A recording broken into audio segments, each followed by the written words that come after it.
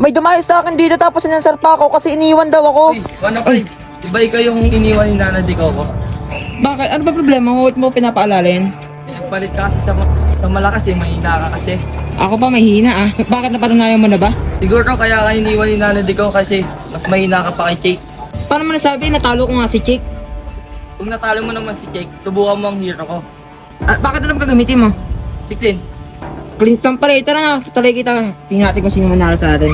Kahit problemado pa ako ngayon, papalagan pa rin kita. Pagbibigyan ko na yung hero mo niyan. Diyos ko, mag-reason ka lang. Kunwari, broken hearted ka. Mag-release. Tara, simulan na natin. Kaya dito, umpisa pa lang talaga pinakitaan ko na kagad siya dito. Halata naman talaga sa kanya na kinakabahan siya sa Mia ko. Kaya talaga simula pa lang talaga pinakita ko na talaga sa kanya na aggressive ako. Inunahan ko na kagad siya dito pero bigla na lang ako naawa sa kanya kaya pinagbigyan ko na lang siya para makatakas man lang siya maski papaano. Alam ko naman kasi yung gagawin niya lang dito sa akin, puro takbo. Kaya dito, mayat-mayaran talaga. Naisip ko na lang siya dito na pagbigyan muna para naman magkaroon siya ng lakas na loob na palagan ako. Kaya sinadya ko na lang talaga muna dito magpakamatay. Wala to. Grabe. Swerte ka lang kasi ngayon na lang ulit nakapag-umdiwan tsaka wala talaga ako sa sarili mo. Reason yan, reason. Sinabihan pa akong reason na kaya ngayon papakitaan tuloy kita. Akala niya siguro sa akin makakaisa pa siya. Ano? Bigang ka na. Tigan, tsamba lang yung una mo, tsamba lang yun. Ako yung sabi sa'yo.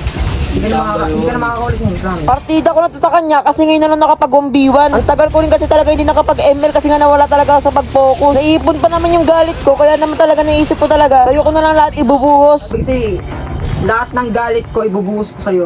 Lahat ng galit ko sa babae mo. Akala niya siguro dito mawawala ako sa focus, hindi porket ganun yung problema ko. Dito napapansin ko na parang seryoso na talaga siya. Kaya parang naman mapangiti siya, pinagbigyan ko na lang ulit muna siya dito. Alam ko naman kasi na kapag dinire-diretso ko na siya patayin siya, sigurado din talaga makaka-score to sa akin. Kaya pinagbigyan ko na lang ulit siya dito. Nakachama mo siya sa akin, guys?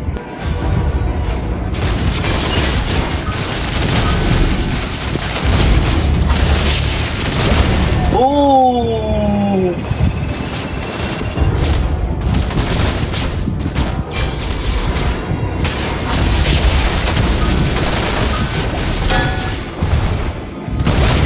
Grabe. Sakit ang tower. Yung tower nagdala. Baka ng damage ko. Sa sobrang kampante niya dito, kala niya siguro hindi na ako makaka-score sa kanya. Pero hindi niya alam, pinagbibigyan ko lang talaga siya. Tingnan ko nga ngayon kung makakapagsalita pa to. Nung nakill ko nga siya dito, parang natameme na lang siya. Baka nakalimutan niya, never pang natalo tong Mia ko. Kahit Clint pa yung gamitin niya. Kaya tingnan yung gagawin ko sa kanya dito. Parang nating happen. Kalaban pala yun, kala ko minions. May kalaban pala din.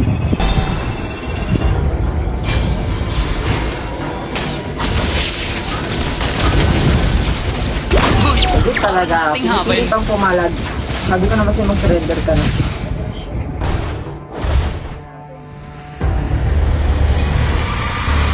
Paano ba yan natalo na kita? Sayang. Started ka lang naman sana ngayong buwan kaso hindi mo okay na. Sabi ko sa'yo, lahat ng galit ko, kaya na hindi ko bubuhos ko lang sa'yo. Mahina ka pa rin. Kahit natalo kita, Oo, mahina ka pa din naman eh. may abang pa rin kahit talo guys.